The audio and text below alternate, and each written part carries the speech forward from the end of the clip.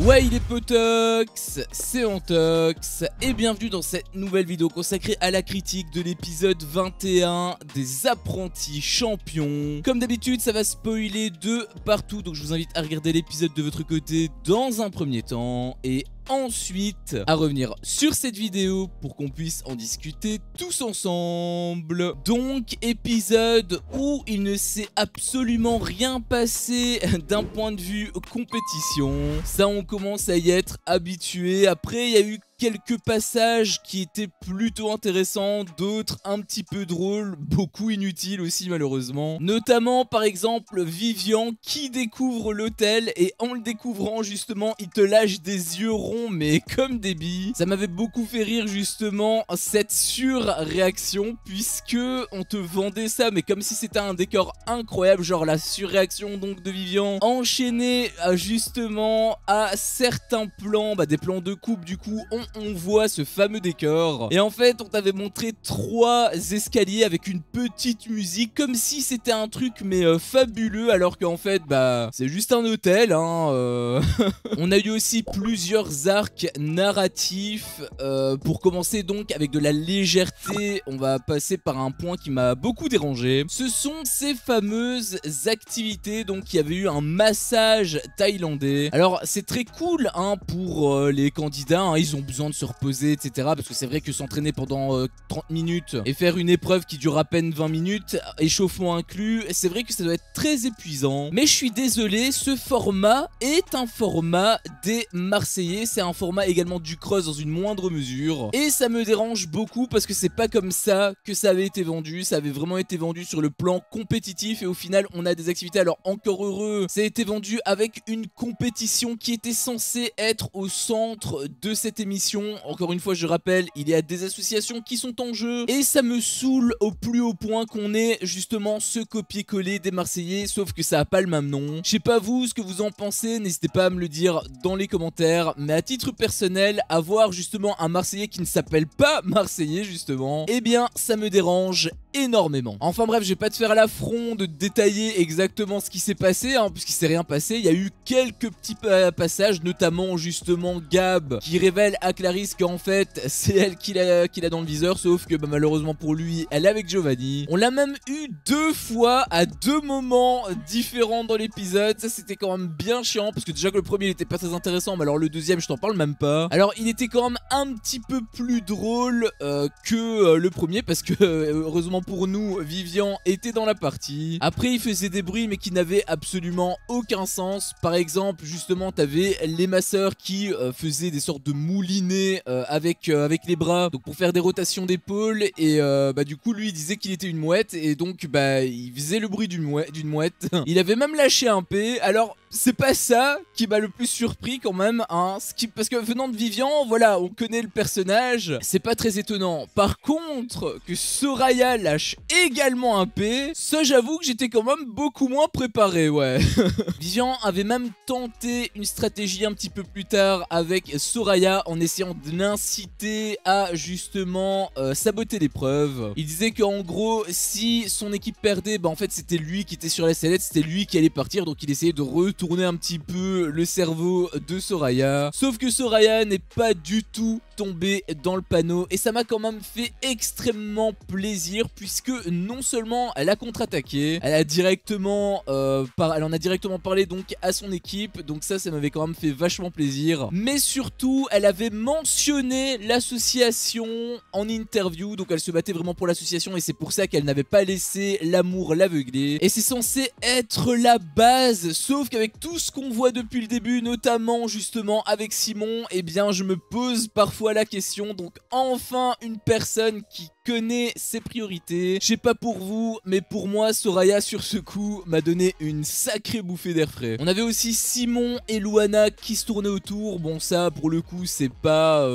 c'est pas très nouveau, hein, mais on a eu plus d'infos concernant justement la suite par rapport aux apprentis aventuriers avec Luana donc et Vivian. Moi je les suis un petit peu sur les réseaux sociaux et j'avais vu pas mal de fois que Vivian avait clashé Luana, j'étais même un petit peu surpris, c'était tombé un petit peu de nulle part. Sauf que cette fois-ci on a eu des explications explication, puisque un petit peu plus tard ils ont eu leur fameuse discussion et on a eu des infos. Alors on n'a pas eu non plus toute l'histoire de A à Z, ils nous ont pas envoyé un fichier PDF, mais on a eu quand même un petit peu plus d'informations. De ce que j'ai compris, apparemment il y a eu bisous donc en boîte de nuit entre Luana et Vivian, sauf que Vivian du coup il espérait plus, mais malheureusement Luana lui a mis un petit peu à l'envers, en plus de la pire des manières, puisqu'elle s'est carrément retournée à nouveau sur Giovanni. Apparemment ça s'était produit après les apprentis aventuriers, donc quelque part je peux quand même comprendre Vivian. Il embrasse la meuf qu'il a envie le plus au monde, hein. Je pense qu'à ce moment là il était en plus à fond sur ses côtes, ça faisait un mois qu'il l'a travaillé au corps, le mec était à fond sur Luana, il était à ça de la voir, et au final elle lui a échappé des mains, et en plus de la pire des manières, puisqu'elle s'est retournée encore une fois sur Giovanni. Je rappelle, Giovanni est son pire ennemi dans les apprentis aventuriers. Du coup je peux totalement comprendre son point de vue, et c'est vrai que en partant de ce postulat là, c'est vraiment pas très correct de la part de Luana. Après il faut quand même avoir les pieds sur terre, et vraiment il en a mis plein la gueule, hein. Je sais pas si vous avez eu l'occasion de voir quelques-uns de leurs lives, notamment c'était des lives TikTok où en fait c'était plus des clashs, on aurait dit, où vraiment Vivian il remuait ciel et terre pour rabaisser plus bas que terre Luana, ce qu'il a pas vraiment réussi parce qu'il y a quand même eu quelques défenseurs, hein, notamment par exemple je me souviens avec Ilan, avec Giovanni également qui a également répondu, qui a contre-attaqué. Donc même si c'est pas incroyable le comportement de Luana, je pense que ça ne méritait pas non plus autant de haine. Alors du point de vue de Vivian quand même peut-être, mais le diffuser comme ça publiquement, je trouve que c'est pas non plus spécialement très correct de sa part non plus. Donc pour moi c'est un petit peu un balle au centre, et quoi qu'il en soit ils ont eu leur discussion et ça avait l'air de plus ou moins bien se tasser, donc tant mieux pour eux. Après je sais pas si c'est à chaque fois scripté, parce que à chaque fois les candidats ils ont tout le temps des grosses embrouilles à l'extérieur, et il leur suffit de quelques minutes de discussion dans une aventure pour régler tous leurs problèmes. On a vu aussi un mini clash entre Luana et Giovanni qui malheureusement pour eux est venu à cause de Julien qui a voulu foutre la merde. Alors on connaît le personnage bien évidemment, mais on va pas se le cacher encore une fois, hein, ils se battent pour des associations à la base, et Julien qui se fait passer pour le chef de l'équipe rouge, parce qu'on sait pas en fait qui est le chef de l'équipe rouge, mais on dirait, enfin moi je dirais plutôt que c'est Julien, étant donné que naturellement il avait pris le lead, de toute façon il était blessé, il avait fait un petit peu le coach là où il avait pris la parole par rapport à PAB lors de l'entraînement etc, donc naturellement je me dirais que c'est Julien. Sauf que Julien, au final quand tu regardes un petit peu le bilan de ses choix, de ses actions, bien concrètement il cherche à foutre la merde. Autant si c'est du côté des jaunes, ça me dérange pas parce que quelque part il essaie de les déstabiliser, c'est un coup en dessous de la ceinture, mais au moins ça n'impacte pas son équipe, au contraire ça peut l'avantager. En revanche là il implique un membre de son équipe, donc j'ai trouvé que c'était non seulement très petit, mais encore une fois pour moi, je suis désolé de dire ça, mais j'ai vraiment l'impression qu'il en a rien à foutre de l'association. Je sais pas si c'est juste une impression, si c'est juste l'image qu'il se donne dans cette émission, mais vu son comportement depuis le début, on dirait à chaque fois qu'il fait un gros doigt d'honneur à l'association de PAB, donc je trouve que c'est encore une fois absolument honteux de sa part, même si à la base il veut faire ça pour rire. Le problème c'est que encore une fois il a une dimension supplémentaire à prendre en compte, et lui il ne la prend jamais, ce qui fait que bien évidemment quand tu lis entre les lignes, ça en devient extrêmement malsain. On a eu également une discussion entre Nicolas et Simon. Luana est arrivée dans un second temps et ils ont plus ou moins réglé leurs problèmes. Alors c'était quand même assez fastidieux, j'avais trouvé. En plus Nicolas vraiment c'était un vrai cacaboudin qui nous faisait là. On l'avait déjà vu plusieurs fois avec The Power, mais là ça se confirme davantage, et je dois reconnaître que point de vue maturité c'est censé être l'un des plus vieux, Nicolas Lezina, mais vu son comportement à chaque fois qu'il y a un truc qui va pas dans son sens, il devient un gros bébé cadom, et à chaque fois c'est très drôle parce que c'est lui qui essaie de chercher la merde, en fait c'est lui qui essaie de foutre la merde, il essaie de faire un Julien en gros globalement. Bon, même si là à mon avis il y avait quand même un petit peu plus derrière, frère, hein, puisqu'il avait des vues sur Luana et justement comme elle lui a un petit peu passé sous le nez, peut-être qu'il avait la haine, peut-être qu'il voulait justement entre guillemets se venger par rapport à Simon, ce qui serait quand même vachement petit de sa part, hein, on va pas se mentir. Encore une fois, Simon c'est censé être son ami, c'est même censé être son petit frère, hein, c'est comme ça que Simon avait un petit peu présenté la relation en interview, donc réagir ainsi donc contre ton petit frère, d'autant plus pour une fille qui a quand même un tiers de ton âge en moins, je trouve que c'est quand même assez culotté de sa part, sachant que justement il essaie de foutre la merde et ensuite quand ça lui retombe dessus, eh bien le mec il le prend un petit peu mal. Comme j'avais dit dans l'épisode précédent, il se met en position de victime, donc c'est à chaque fois drôle de voir que Nicolas essaie de foutre la merde et que quand ça lui retombe dessus, eh bien il est pas content, il se vexe et du coup il fait la gueule. En plus il avait pas spécialement très bien réagi, j'avais trouvé, hein, puisqu'il s'était carrément enfoncé par après. T'avais une discussion qui était censée mettre un petit peu de l'eau sur le feu, c'était censé atténuer ces fameuses flammes, sauf que j'ai trouvé qu'il s'était plus enfoncé qu'autre chose, étant donné qu'il disait par exemple, il lançait quelques petits pics en fait, il disait que justement Luana apparemment il avait eu des échos, c'était pas spécialement une fille très bien, il allait justement lui-même attendre de faire justement sa propre opinion, comme si en fait c'était un petit peu lui qui avait le pouvoir, hein, comme si justement Luana elle avait des vues aussi sur Nico, alors que en réalité pas du tout. Donc j'ai trouvé que sa réaction était vraiment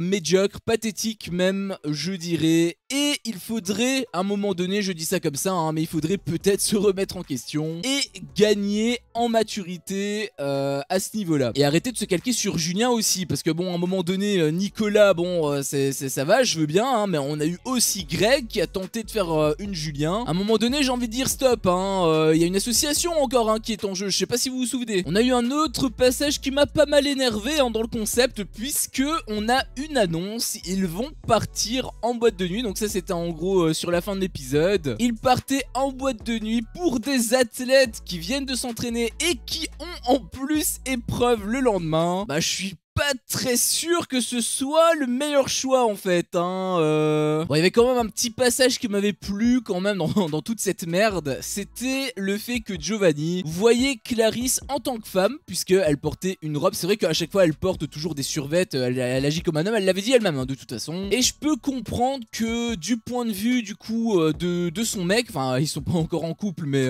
t'as compris, et bien je peux le comprendre qu'à un moment donné ça lui fait un peu chier, et que donc la voir enfin en femme, sachant que Clarisse c'est quand même une très belle femme, on va pas tergiverser hein, c'est une bombe atomique concrètement, et la voir avec une robe, avec des talons, je peux comprendre que ça fait son petit effet du côté de Joe, et justement le fait qu'il était à ce point émerveillé, et bien moi c'était quand même une réaction qui m'avait beaucoup plu. Et puis on s'attaque au gros de l'épisode, puisque je pense plus de un quart, voire même probablement presque la moitié de l'épisode en fait, c'est essentiellement centré sur ça, puisque tu as Vivian qui au départ avait discuté avec Greg donc pour mettre les points sur les i et les barres sur les t. Alors j'ai trouvé quand même que son intention était louable, puisque c'était pour protéger Beverly à la base, donc ça c'était plutôt cool. Sauf que ça a vite tourné au fiasco, puisque bon déjà t'as toujours Beverly qui tente ses blagues, qui est même dans la combine avec Greg, parce qu'ils aiment bien justement titiller Vivian. Bon ça c'est relativement drôle, sauf qu'il y a un autre truc qui s'est passé en fait. Bon déjà du côté de Greg, je suis pas certain qu'il ait que de l'amitié hein, puisque on voyait il avait un peu des étoiles dans les yeux quand il parlait à Vivian en huis clos. Il disait que justement il voulait pas du tout jouer avec Beverly, que justement il y croyait, il aimerait y aller. Justement on connaît hein, Greg hein, il est extrêmement sensible, sauf que Beverly avait dit à la base que c'était amical, on pouvait se permettre de douter, est-ce que c'est vrai, est-ce que c'est faux? Et bien là en fait on a le fin mot de cette histoire, puisque en réalité elle nous l'avait caché hein, la Beverly, à moins que ce soit le monteur qui nous l'avait caché, mais elle avait révélé qu'en fait eh bien elle était déjà en couple à l'extérieur. Apparemment Julien le savait, puisqu'en boîte de nuit il a un petit peu fait péter l'info. Alors déjà pour commencer dans l'ordre, je trouve que c'est pas correct de la part de Beverly, puisque elle jouait un petit peu avec Greg. Alors c'est vrai que elle avait dit que c'était juste de l'amitié ou quoi, mais on connaît ce genre de réaction, dire que c'est que de l'amitié alors qu'en fait il y a plus, justement Clarisse en est un parfait exemple. Ça ne veut absolument rien dire, donc elle aurait peut-être pu en parler honnêtement directement à Greg. Peut-être que ça a été fait, je sais pas, mais ça a pas été montré en tout cas en caméra. Et si justement elle a caché cette information, eh bien je trouve que ce serait vraiment honteux quelque part de ça. Enfin pas honteux, mais en tout cas ce serait pas correct du tout, puisque elle parlait justement avec Lisa Marie, le fait que voilà elle ait voulu utiliser Greg, ce qui est pas un bon move, hein, puisque encore une fois on connaît le personnage de Greg, c'est un gros sensible. C'était elle qui avait dit ça pour finalement faire exactement la même chose. Je trouve que c'est pas ouf. Après, du côté de Vivian, quand il a appris la nouvelle du coup justement en boîte de nuit, il avait très mal réagi et quelque part j'ai trouvé que c'était mignon quand même, parce que on voyait vraiment qu'il était peiné, on voyait vraiment que Beverly il y tenait, pas en tant que couple mais vraiment en tant que Camille, hein, on voyait vraiment que c'était sincère. Mais en même temps je peux comprendre Beverly, puisque c'est vrai que Vivian, vu comment il réagit déjà avec Greg, si elle avait présenté de but en blanc son potentiel copain, eh bien forcément Vivian aurait probablement encore fait tout ce sketch et ça aurait pas été pour le mieux, je pense. Ça aurait pas été des conditions idéales pour commencer en tout cas une relation, pour ne serait-ce que se draguer. Vivian lui aurait probablement mis des bâtons dans les roues, donc je peux totalement comprendre le point de vue de Beverly. Et justement le but de Beverly, c'était d'abord d'avoir une relation stable, et une fois qu'elle voyait que c'était du sérieux, là le présenter à Vivian. Et apparemment bah ça va être le cas, hein, je pense, étant donné que bah elle avait même dit que le gars, son mec appréciait beaucoup Vivian, ce que je peux comprendre, hein, parce que bah c'est Vivian. Mais du coup voilà, il avait pas super bien réagi. On t'avait même fait passer un petit peu ça sur le ton du cliffhanger, mais tu connais les cliffhangers de W9. Je pense que j'ai pas besoin de te faire un dessin pour te dire que l'épisode de demain va retomber directement à l'eau, en tout cas dès le départ. Je pense quand même qu'on aura l'entraînement par rapport à demain, donc enfin, entraînement, échauffement, appelle ça comme tu veux, suivi donc de l'épreuve, mais seulement en deuxième partie d'épisode au minimum, parce qu'on n'est pas à l'abri de l'avoir en tant que cliffhanger de fin d'épisode. Mais voilà, Vivian en gros avait fait un petit peu tout un cinéma, mais je pense que au final bah ça va simplement passer, hein, tout bêtement. Par contre j'aimerais quand même terminer cet épisode, cette review sur un petit comportement en fait que j'ai trouvé assez incorrect de la part de Greg, puisque sur la fin donc il était venu et t'avais même Vivian qui demandait s'il pouvait dégager parce qu'il voulait simplement parler en privé à Beverly, et Greg insistait en fait pour être là. Donc déjà j'ai trouvé que c'était pas très respectueux de sa part, mais en plus par la suite il avait un petit peu continué son jeu pour titiller toujours Vivian, sauf que là ils étaient plus trop dans cette dynamique, hein, je parle notamment de Beverly, puisque voilà il rentrait un petit peu dans Beverly, on aurait dit, hein. Il était vraiment en mode c'est dommage qu'elle est en couple parce que moi je l'aurais marié. Il lui faisait des bisous sur le front, il l'a touché même sur les côtés et tout. Alors je connais pas leur réaction, mais j'ai trouvé que c'était pas spécialement très approprié, hein. Autant quand il connaissait, quand il savait pas justement qu'elle était en couple, bah là forcément on peut pas lui en vouloir puisque bah il est pas au courant, sauf que là bah il le sait, hein, il en est conscient et ça l'empêche pas d'agir. D'autant plus que Beverly avait dit qu'elle était amoureuse de son mec, donc j'ai trouvé que c'était pas spécialement très respectueux. Après c'est à Beverly aussi à mettre les barrières, hein. Elle avait rien dit, elle avait même rigolé, donc peut-être que c'est un délire qu'ils ont, je sais pas, je connais pas plus leur relation que ça. Mais d'un point de vue extérieur, je dirais quand même, enfin si j'étais le mec de Beverly en tout cas, j'aurais pas été très content quoi. Donc voilà, c'était mon avis sur cet épisode et je voulais en profiter pour faire une petite parenthèse. En effet, normalement samedi j'étais censé streamer, j'avais même envoyé la notif, mais c'est des notifs automatisés, et hélas je n'ai pas pu être en live. J'étais vraiment complètement déphasé déjà dans un premier temps. Je me suis réveillé, je pense il était 17 h, j'étais complètement en décalé, hein, à cause justement des lives de Secret Story. Directement après le live, ça a terminé je pense à 21 h, et bien j'ai dû faire le montage, j'ai dû faire l'export, l'upload, tout ça, ça m'a pris du temps. Je pense que j'ai terminé vers minuit, 1 h du matin, et pas moyen de fermer l'œil. J'ai dû en plus justement faire un montage pour ma chaîne de gaming, hein. Je vous mets encore une fois le lien dans la description si vous voulez, ou même peut-être plutôt en fiche, hein, les jeux d'Antox, si jamais ça vous intéresse. Je fais donc des jeux vidéo, des let's play, en gros je joue aux jeux en mode solo notamment, sur pas mal de jeux. Il y a Jack and Daxter, il y a Ratchet & Clank, il y a Harry Potter sur PS1, bref il y a a plein de jeux possibles. Si jamais ça vous intéresse, n'hésitez pas à y aller faire un tour. Je fais jamais cette pub là pour cette chaîne, mais en soi je pourrais. En tout cas là je le glisse parce que